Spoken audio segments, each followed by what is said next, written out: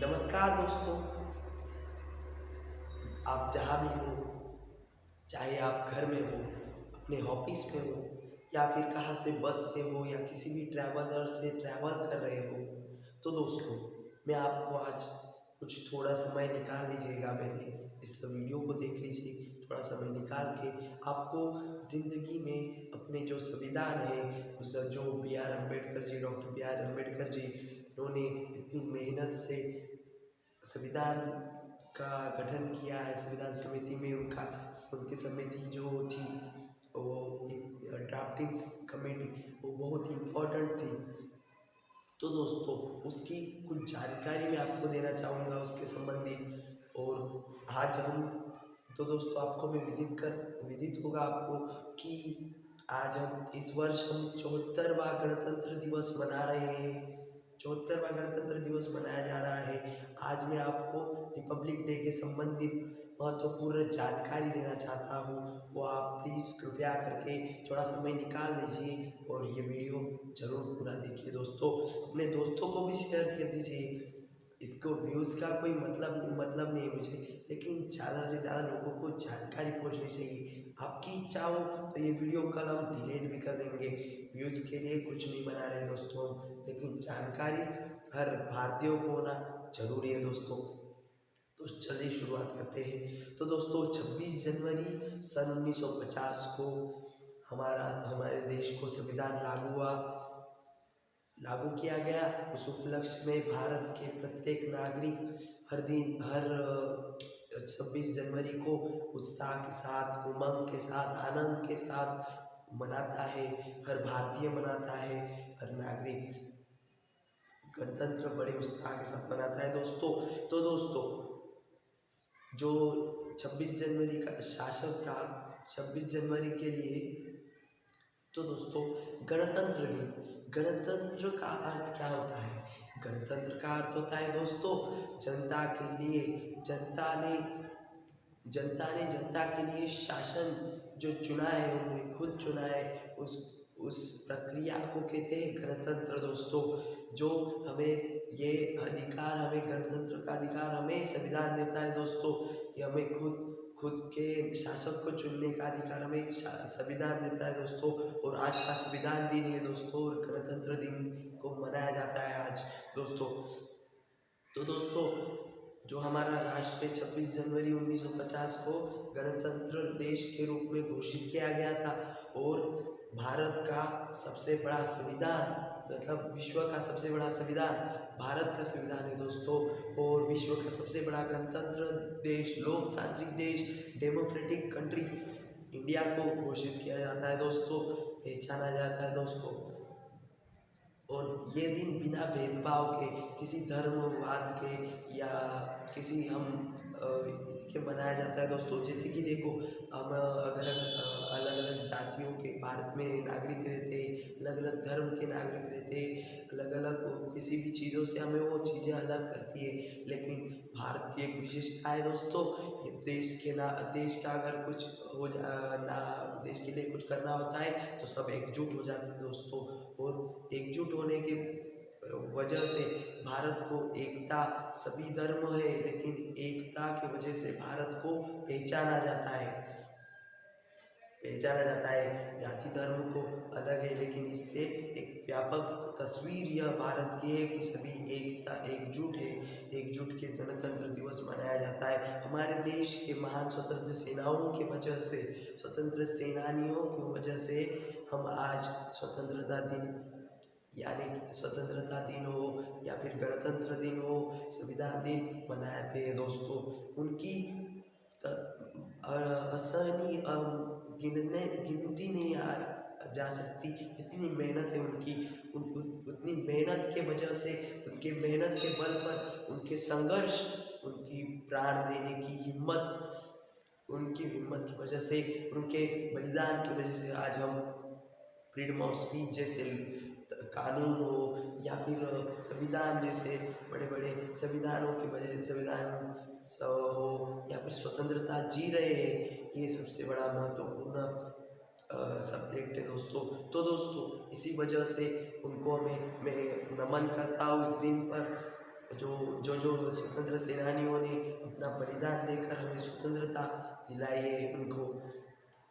आज के दिन दोस्तों जो दिल्ली में जो हमारे देश की राजधानी है उसमें प्रधानमंत्री जी, उपराष्ट्रपति जी, राष्ट्रपति जी के हस्ते या फिर उपराष्ट्रपति जी के हस्ते जो वीर सेनानी है, स्वतंत्र सेनानी है, जो अभी भी लड़ रहे हैं, जो सीमा पर लड़ रहे हैं, 2-2 हज़ार 3-3 हज़ार किलोमीटर दूर तक अपने परिवारों को छोड़कर आते हैं, उन जैसे वीरों को भी पदक और पुरस्कार देकर सम्मानित किया जाता है।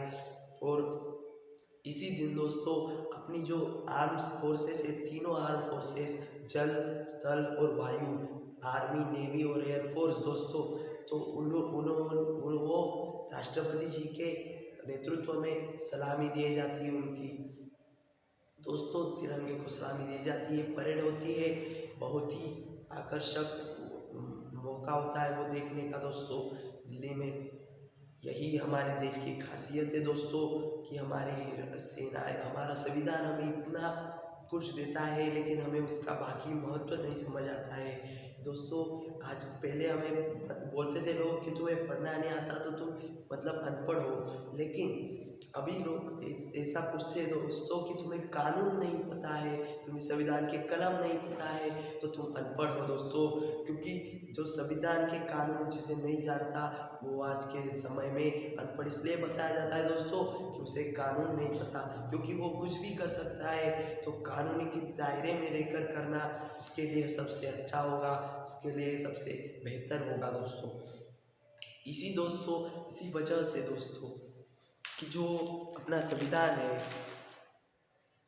उन जो वीरों ने हमारे लिए ये दिए, शहादत दी है, उन्होंने बलिदान दिया हमारे लिए, संघर्ष किया, मेहनत किया, उनके लिए मैं कुछ पंक्तियाँ आपको सुनाना चाहता हूँ। 4-5 पंक्तियाँ हैं, वो आप सुनिए दोस्तों। हर तरफ देश देखो लग रहा जय हिंद का नारा है, हर तरफ देखो लग रहा है जय हिंद का नारा है, लिए तिरंगा हाथ में देश झूम रहा सारा है, लिए तिरंगा हाथ में देश झूम रहा सारा है।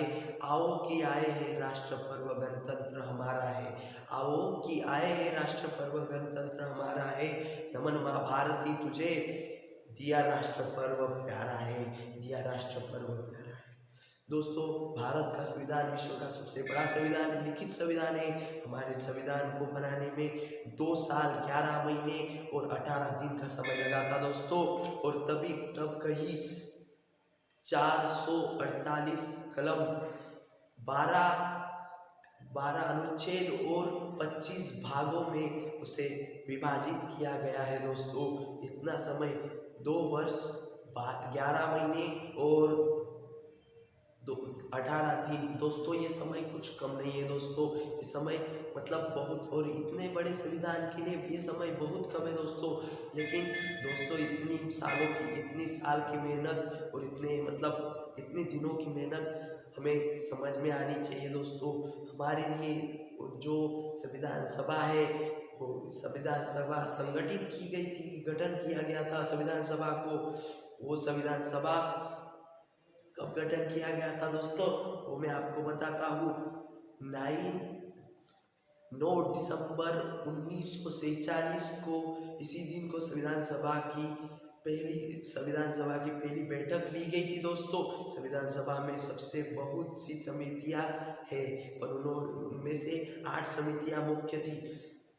उनमें से सबसे 8 में से भी महत्वपूर्ण समिति थी ड्राफ्टिंग कमेटी, हम मसूदा समिति कहते हैं उसे, जिसके अध्यक्ष आपको पता नहीं होगा दोस्तों, लेकिन याद कर लिखिएगा, डॉक्टर BR अम्बेडकर जी उन समिति के अध्यक्ष थे ड्राफ्टिंग कमेटी के, जिसमें 7 मेंबर थे दोस्तों, जिनके अध्यक्ष डॉक्टर BR अम्बेडकर जी थे दोस्तों।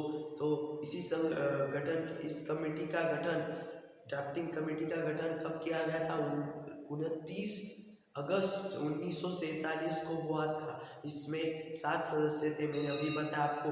आखिर संविधान की जो पहले थी, मतलब जो किया गया था गठन, उसके समय 395 कलम, 12 अनुच्छेद और 22 भागों में विभाजित किया गया था दोस्तों। अपना संविधान। और अभी वर्तमान काल में जो हमारा संविधान है वो 448 कलम, 12 अनुच्छेद और 25 भागों में उसे विभाजित किया गया है, उसे संगठित किया गया है। और ये विश्व का सबसे बड़ा संविधान है।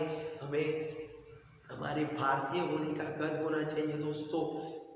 इसी वजह से जो आर्टिकल थे, बहुत से आर्टिकल, और आपको लग रहा होगा दोस्तों कि जो 1900 मैंने बताया 1947 9 दिसंबर 1947 को संविधान सभा संगठित की गई, तो उसी दिन से संविधान का ये हुआ होगा। नहीं दोस्तों, जो अंग्रेज ब्रिटिश काल था उनसे ही संविधान का महत्व आपको समझाता हूँ दोस्तों। उन्होंने उनके लिए जो भारतीय नागरिक थे इसमें कोई संभाग नहीं था, उनका भूमिका नहीं थी उनकी। जो कुछ कानून थे आपको मैं बताता हूँ, बहुत ही हमारे लिए नाराज किया था उन्होंने भारतीयों को इन कानूनों को लगाकर। तो बताना चाहता हूँ दोस्तों, government of India act 1858, Indian council act 1861, Indian council act 1892, Indian council act 1909 दोस्तों, और गवर्नमेंट ऑफ इंडिया एक्ट 1919 दोस्तों। ये एक्ट उन्होंने लगाकर हमें भारतीयों को नाराज किया था, और इसी वजह से हमने खुद की संविधान सभा संगठित की थी, गठन किया था उसका। तो हमें उस सल्यूट है, जय हिंद का नारा, उन जय हिंद सलाम है उन सारे संविधान सभाओं के नेताओं को और समिति के मेंबरों को, जिनकी कठोर परिश्रम के कारण ही हमें विश्व का सबसे बड़ा संविधान मिला है। और सबसे महत्वपूर्ण हमारे देश को सबसे बड़ा गणतंत्र देश, राष्ट्र के रूप में, देश के रूप में जाना जाता है दोस्तों। इसी बात को मैं समाप्त करता हूँ अपने 2-3 शब्द, और इस वीडियो को ज़्यादा से ज़्यादा लोगों को शेयर कीजिए, ये मेरा आपसे अनुरोध है, विनंती है दोस्तों। तो जय हिंद, जय भारत के कर मैं वीडियो को समाप्त करता हूँ। नमस्कार दोस्तों, धन्यवाद।